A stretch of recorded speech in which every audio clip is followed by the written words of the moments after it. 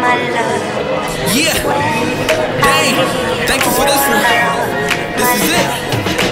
Life, universe, victory, supreme recipe. All hate, rest in peace, sir, you love piece by piece. Until we puzzle the Picasso and drop all shells like eating soft tacos.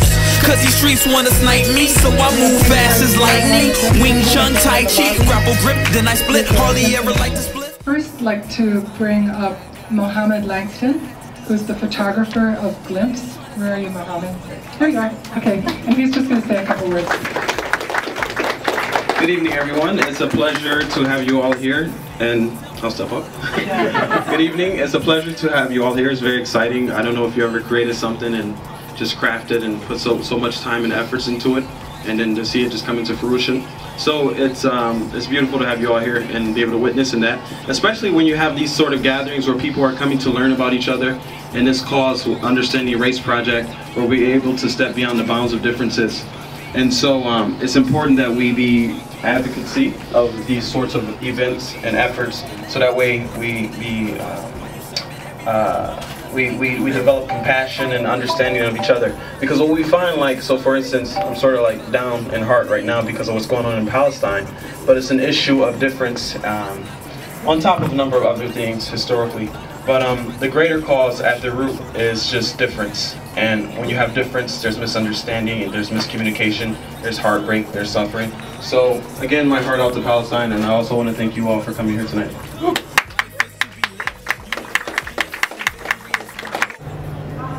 So I actually first began an interest in photography when I was doing web design back in middle school, actually.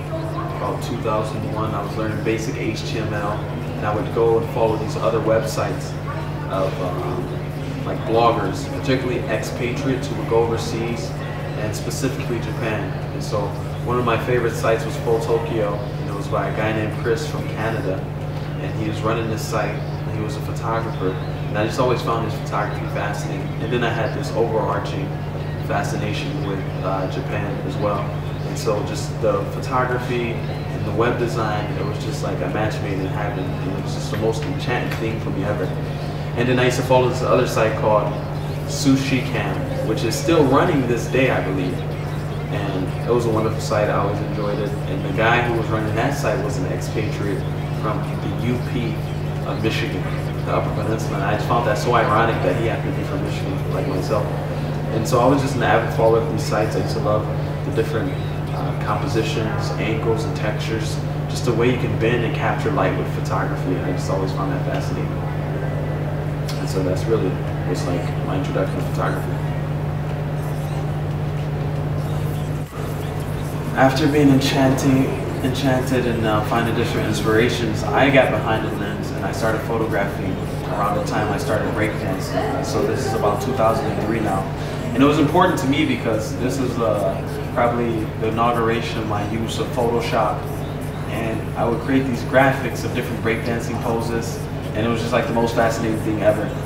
And then I would say in about 2005, when I took my first trip to Japan, I really explored as much as I could. It was just an oasis of so many things to photograph, and there's such an abundance of inspiration that I found from the blogs I used to follow from back in the day of expatriates in Japan. It was just this catalyst of wanting to just photograph any and everything. But I was very selective on my photography, and I always appreciated that because I knew the difference between digital and film, as I had experience with both of them.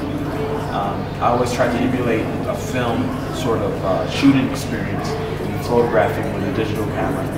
So that was just some of the early beginnings of my photography.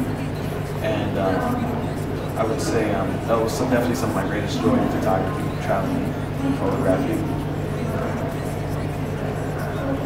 I would say this project in particular differs a great deal because there's an objective and a goal. Not to say that a lot of my other work, I don't have a goal or objective. There's a lot of times I do definitely, that's the case. But with this project, the Understanding Race Project, Race Are We So Different, it incorporated me going and finding 22 people from different backgrounds, ethnic groups, genders, age, religious affiliation, and photographing them. In addition to that, posing 3 questions related to race, racial relations in the community, race building, and what does race mean in their life.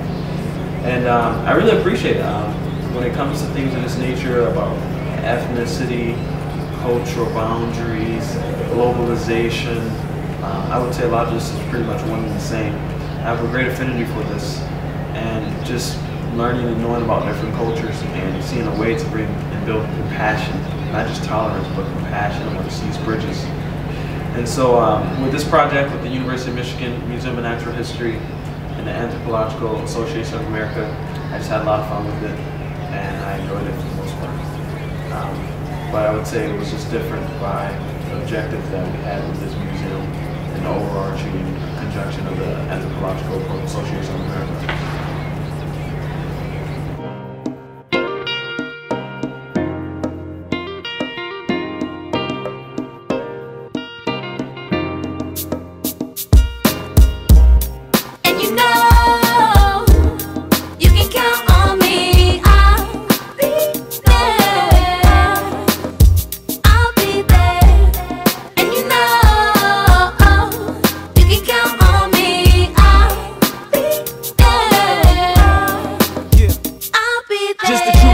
Looking out for your best interest, no hidden motive, sincerely care. Allah's my witness. As long as I'm here, you should never feel lonely. Just reach out, you know my love is real and never phony. So whether in great spirit or a bad situation, we can share thoughts through any form of communication. Give you words of wisdom from divine inspiration. I'll never pass judgment and always practice patience. And if ever you're in trouble, know you got me. Cause we're family in the struggle, so you got me. And I'm always down to ride, you can call me. When nobody's by your side, you know I'll be. And if ever you're in trouble, know you got me. Cause we're family in the struggle, so you got me. And I'm always down to ride, you can call me. When nobody's by your side, you know I'll be.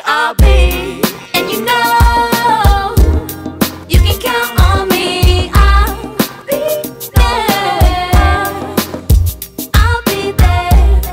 And you know, you can count on me. I'll be there. I'll be there. It never gets old, repeat it anytime we come in contact. My word is bond, no need for written contract. Here to uplift, give support when it's needed.